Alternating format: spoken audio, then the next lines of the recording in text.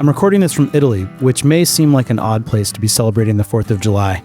Yet, it's proving perfect. I've just been in Rome, and the lessons for present-day America, the parallels to our founding 250 years ago, well, they're everywhere. Rome is a bustling and dynamic global hub. It also happens to feature history at every corner.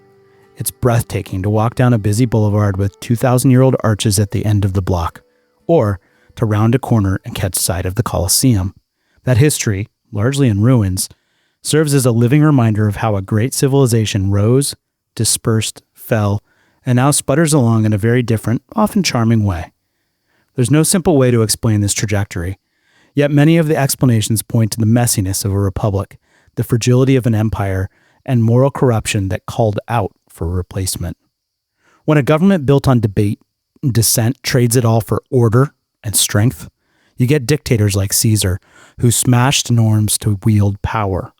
The metaphor in America is obvious when I take note of disturbing trends back home on the West Coast. From ICE raids in our communities, to the federalization of state National Guard, to deploying the Marines under dubious pretenses, to unilateral acts of war on a dangerous enemy in Iran, to the criminalization of dissent, to the bullying of trans minorities, to support for political violence. Let me be clear, this is not about partisanship. This is about whether we are still a democracy, because the rule of law is not a conservative or a liberal concept. It's the thing that allows us to have disagreements without tanks on the street, without nameless and faceless agents breaking our car windows and kidnapping any of us, for detention in places that are far, far away from courtrooms and justice. Welcome to Pacific Time, where we explore West Coast challenges and opportunities, as well as the prospect for independence. I'm your host, Greg Amrofell. I thought I'd hold back on my criticism of Donald Trump in this podcast. I can't do that anymore. Visiting the Colosseum, I was reminded of bread and circus, the way Roman rulers distracted the population from their own oppression by keeping them entertained. I get the sense that Donald Trump has us right where he wants us, in thrall to him, unconcerned if he's regarded as a hero or a villain so long as he's commanding attention. He wants to paint a picture of chaos so that he can justify control. It doesn't matter, he seems to figure, if the chaos is of his own making. It's up to us to decide if we're going to accept that ruse. The analogy of Rome's collapse is screaming and obvious as we sit in the no man's land right now between republic and empire.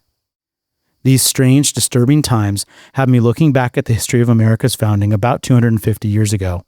And so in the eerie hours of jet lag, I've been watching HBO's John Adams, which portrays the slow-motion birth of the American experiment on screen, propelled by imperfect yet great people in imperfect yet great debates.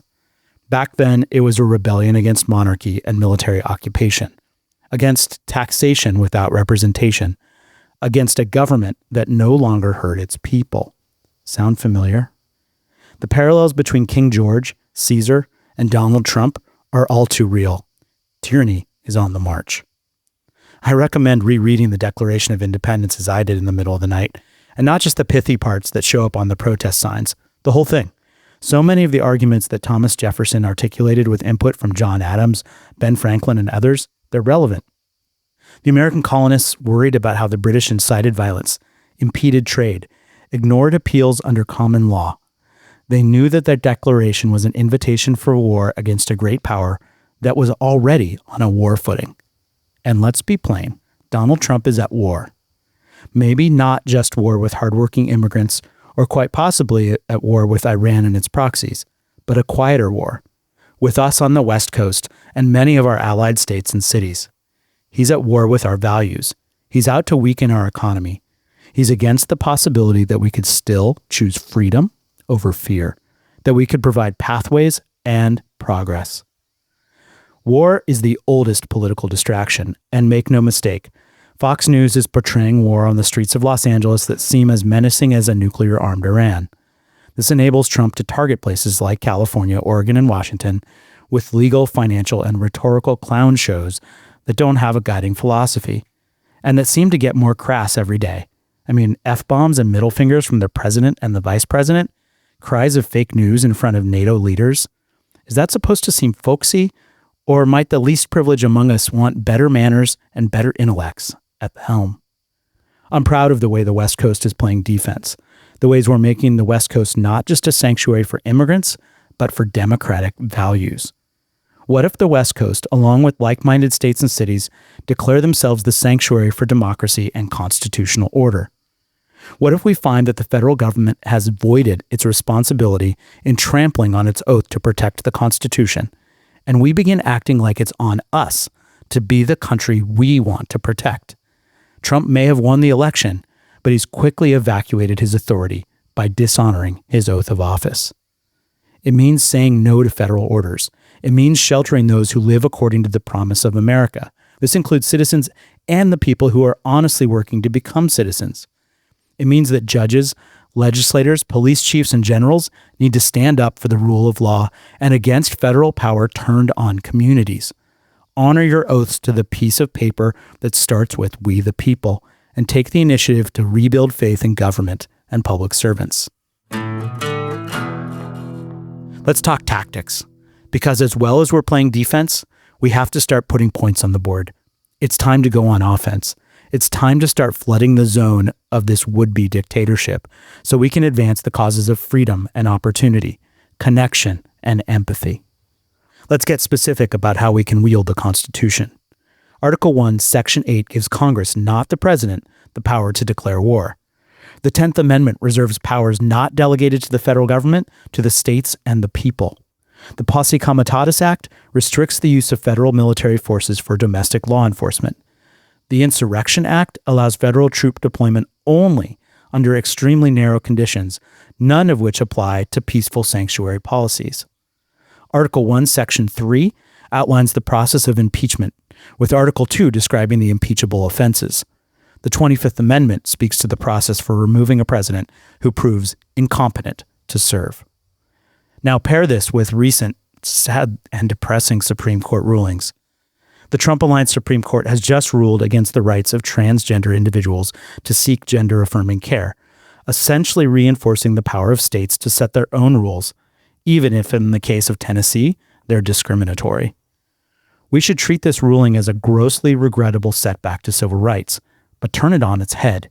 It's time we use the doctrine of states' rights to shield our people from federal persecution.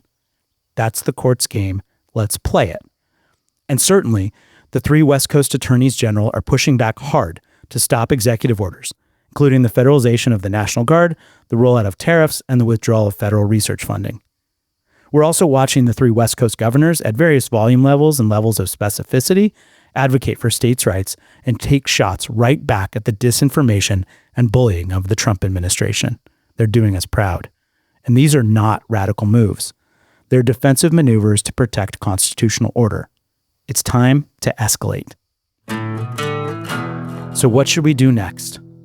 Here are some actions, bold, legally grounded, and designed to provoke strategic court fights that reveal the authoritarian rot. Number 1, a federal tax escrow.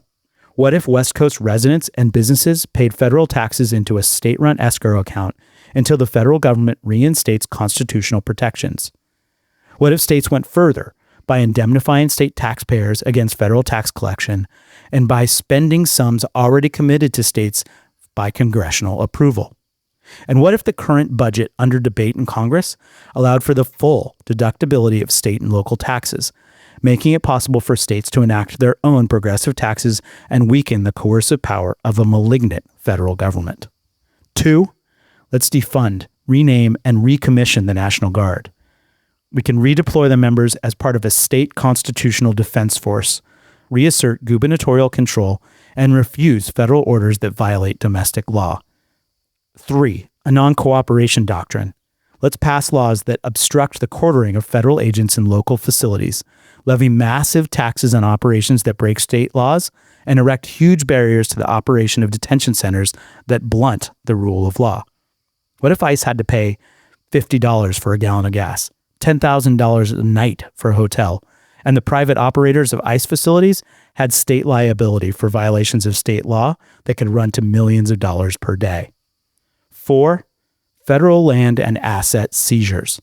What if the federal government threatens to sell off West Coast public lands or vacate services deemed critical? Could states seize the lands and buildings to collateralize borrowing that funds those necessary services? 5. A compact for academic independence. Let's build a West Coast higher ed compact that severs research funding dependency on federal agencies like the National Institutes of Health and the National Science Foundation. Replace them with state university partnerships and philanthropy.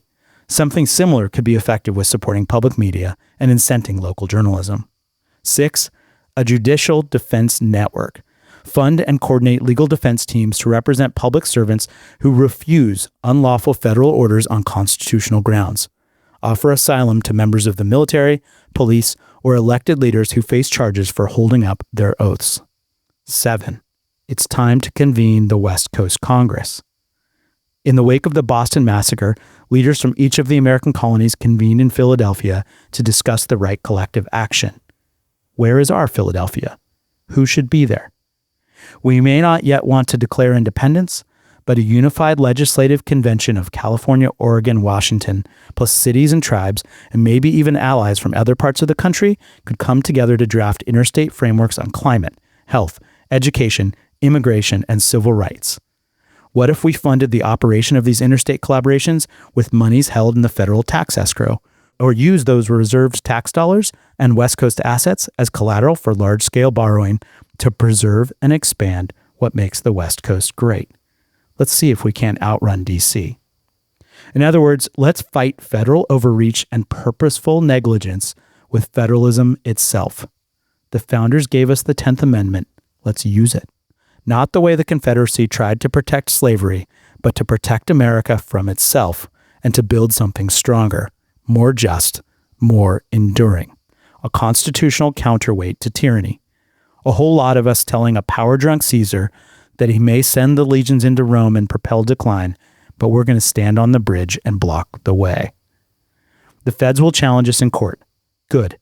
That's where the real fight will happen, in front of judges, in public view, with history watching, just as it did when abolitionists refused to return escaped slaves, when Japanese internment was challenged, when Black people dared to attend schools and vote, when LGBTQ families demanded the right to marry. We will lose some cases, but we will win the narrative, and we will win international support. We will also slow down the tide of dictatorship while the courts become crowded with our righteous cases. All over the streets of Rome, you see the phrase SPQR. In Latin, this stands for Senatus Populesque Romanus. Translation, the Senate and people of Rome. It refers to the founding principle of the Roman Republic, that the governing elites and the people of Rome are united. Now, that same insignia was borne by the Roman legions that Caesar marched over the Rubicon when he usurped the ruling power of provincial governors and opted for civil war with the Senate. He effectively made himself emperor for life. Symbols like SPQR, just like the American flag, are meaningful, they can be co-opted, and they can re-emerge for what they originally meant. On this 4th of July, I hope that everyone who, like me, is disgusted by what's happening in our country at the direction of a corrupt president will look at the American flag and commit to what it really stands for. Not a false strength through oppression, but to liberty and justice for all. Reconnect with this once revolutionary concept that got us here, and let's find our fight. Take faith in the millions of people marching who are disillusioned by federal behavior we don't recognize as American. Expecting better of America doesn't make us disloyal, quite the opposite. It makes us patriots. History tells us that republics don't fall all at once. They corrode. They normalize madness. They call dissent treason and call cruelty justice. Let us not be Rome. Let us be the West Coast, protecting America from its worst impulses. That would be manifest destiny. Thanks for being with me in Pacific Time. If you've taken an oath to defend the Constitution, now's your moment. If you've ever dreamed of living in a place that lives up to the American promise, help us build it. Follow, share, and stay connected at Pacific Time Podcast on Substack, Instagram, Facebook, Blue Sky, and anywhere you can find podcasts. Let's flood the zone. Let's fight for freedom.